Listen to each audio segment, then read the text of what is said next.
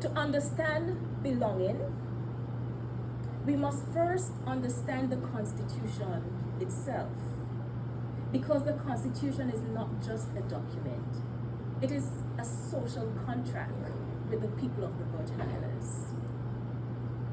The Constitution is a supreme legal framework which structures the relationship between the territory and the people it serves.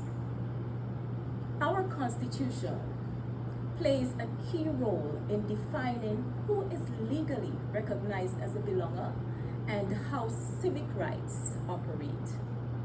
It also determines how rights are protected, how inclusion is defined, and how families secure their future across generations.